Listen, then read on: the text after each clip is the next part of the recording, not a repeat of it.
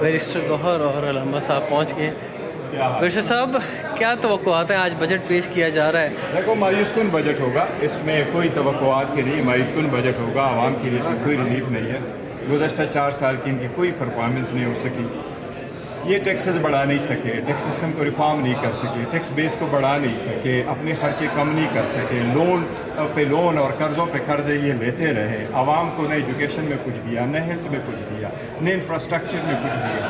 اور ان کی خرچیاں یہاں تک بڑھ گئی ہے اور ان کی مس مینجمنٹ یہاں تک بڑھ گئی کہ اس وقت عوام جو مہنگائی ہے اس میں پس رہی ہے، جو لیونگ کاسٹ ہے وہ بڑھ چکی ہے. اور عوام حکومت کی حالت یہ ہے کہ اپنی دفاعی ضروریات پورا نہیں کر سکتی اور وہ بھی صوبوں میں ڈال رہی ہے. اس سے بڑھ کر تو میں سمجھتا ہوں پہلے کبھی نہیں ہوا تھا، باوجود اس کے کہ اس وزیر اعظم کے یہ پاکستان میں بھٹو کے بعد پہلا ہی وزیر اعظم ہے جو اپنے 5واں بجٹ پیش کر رہا ہے. اور 4 سال کے بعد اتنی بڑی ناکامی میں نے کبھی کہتے خطے کی صورتحال کی وجہ سے یہ معاملات نہیں. وہ بالکل ٹھیک ہے، خطے کی صورتحال ساری دنیا نے دیکھی ہے اور سارے لوگوں نے کیا ہے، لیکن اس کے باوجود خطے نے کیا کیا.